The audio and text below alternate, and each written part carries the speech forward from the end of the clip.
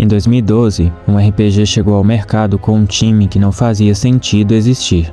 O escritor por trás de um dos universos de fantasia mais vendidos do mundo, o artista que criou o Spawn, o designer que moldou o The Elder Scrolls e um arremessador de beisebol como chefe. O jogo vendeu mais de 1 milhão de cópias nos primeiros 90 dias e ainda assim, o estúdio fechou 3 meses depois do lançamento. Kingdoms of Amalur não ficou para trás porque era ruim, ficou para trás porque o mundo errou em deixar isso acontecer. É hora de apertar o F5 e rebobinar para os clássicos que merecem outro play.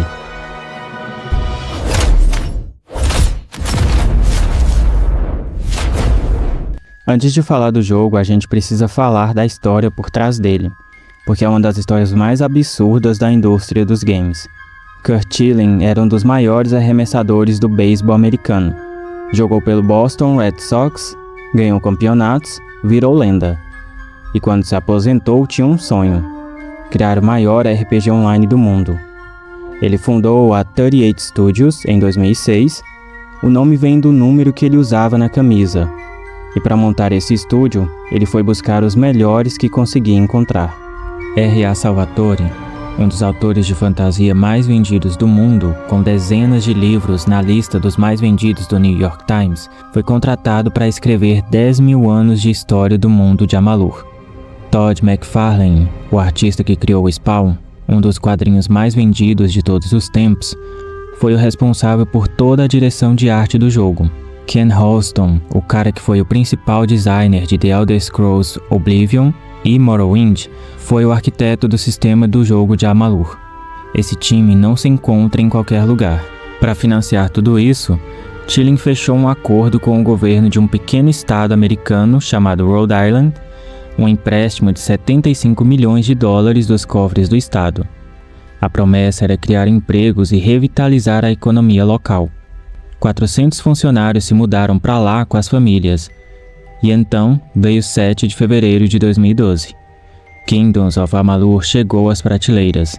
Vendeu mais de 1 milhão de cópias nos primeiros 90 dias, superou todas as projeções da distribuidora, crítica positiva, jogadores satisfeitos.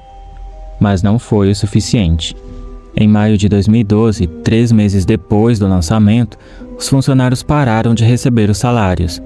Em 24 de maio, o estúdio inteiro foi dispensado por e-mail, sem pagamento final. Plano de saúde foi cancelado do dia para a noite. Alguns ficaram presos em financiamentos de imóveis que o estúdio havia prometido cobrir. O jogo havia funcionado, a empresa havia falhado, e 400 famílias pagaram o preço disso. Kingdoms of Amalur é um RPG de ação num mundo de fantasia enorme. A gente começa o jogo num lugar chamado Poço das Almas, um experimento científico que trouxe a gente de volta à vida. E a premissa central é essa: a gente é o único ser vivo que escapou do destino, num mundo onde todo o futuro está escrito e a gente não tem um. O combate é o coração do jogo, e é onde ele mais brilha. É rápido, fluido e cheio de possibilidades. Tem espada grande de 2 mãos, adagas velozes para quem prefere agilidade, arco e flecha, cajados mágicos e escudo com sistema de defesa no momento certo. Qualquer combinação funciona, e o jogo incentiva a misturar tudo. Conforme a gente evolui, desbloqueia habilidades em 3 caminhos. Poder para quem quer ir para frente e bater forte, agilidade para quem prefere velocidade e furtividade, feitiçaria para quem quer dominar a magia. E a beleza aqui é que dá para combinar os 3 livremente. Quer ser um guerreiro que lança raios? Pode. Funciona e é divertido.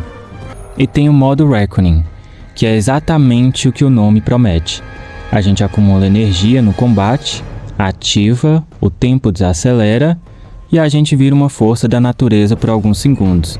Funciona e é satisfatório. O mundo de Amalur é grande, muito grande. Missões principais, missões de grupos e facções, missões secundárias sem fim. Uma jogatina completa chega perto de 200 horas. A maioria das pessoas vai gastar bem mais do que isso. O universo tem 10 mil anos de história, criada pelo R.A. Salvatore, e dá pra sentir. A mitologia é densa, os personagens têm histórias próprias, as cidades têm culturas diferentes. Não chega a ser um Skyrim em profundidade, mas tem um charme particular que faz a gente querer continuar explorando. O Re-Reckoning, o remaster de 2020, é uma versão melhorada com cuidado, mas que não vai surpreender quem esperava uma transformação visual. A arte envelheceu, os personagens ainda parecem de outro tempo, as telas de carregamento são longas e há partes do mundo que ficam vazias demais, especialmente no início, onde a gente passa horas em florestas que parecem todas iguais. A narrativa principal é funcional, mas não memorável. A história de fundo é rica e densa, mas a missão principal em si não vai competir com as grandes histórias do gênero. Dito isso, o remaster trouxe mudanças reais que fazem a diferença. Um nível de dificuldade mais alto foi adicionado para quem quer desafio, o sistema de equipamento foi rebalanceado para favorecer o estilo de jogo que a gente escolheu. Se você joga como mago, por exemplo, vai encontrar itens de mago. O campo de visão agora pode ser ajustado, o que na versão original era um problema que incomodava bastante. E todo o conteúdo extra do original está incluído. As 2 expansões completas, mais a nova expansão Fatesworn, que adiciona mais 5 horas de história inédita. O resultado é um jogo que não pretende ser o que não é. Não é um rival dos grandes RPGs de hoje. É um RPG de ação com combate viciante, mundo enorme para explorar e uma liberdade de construção de personagem que poucos jogos oferecem. Kingdoms of Amalur merecia uma sequência. Merecia um grande RPG online que era o projeto real da 38 Studios, o projeto Copérnico, cancelado porque o dinheiro acabou antes mesmo de ser anunciado ao público. Merecia uma franquia inteira. Em vez disso, ficou como uma obra única. Um RPG que provou que aquele time sabia o que estava fazendo e que nunca teve a chance de fazer de novo. A gente não sabe se Kingdoms of Amalur seria o começo de algo maior, mas sabe como ele terminou. 400 desenvolvedores que deram tudo por um jogo e foram dispensados por e-mail sem receber o que era deles. Você já conhecia a história por trás de Kingdoms of Amalur? Ou foi mais um que foi direto pro Skyrim? Deixa aí nos comentários. Deixa o like se curtiu esse reboot. Se ainda não é inscrito, se inscreve e ativa o sininho. Toda quarta, F5 Reboot e toda sexta, F5 da semana. Para dar um upgrade no setup, dá uma olhada no comentário fixado. Links com as melhores ofertas atualizados toda semana. Um abraço e até a próxima.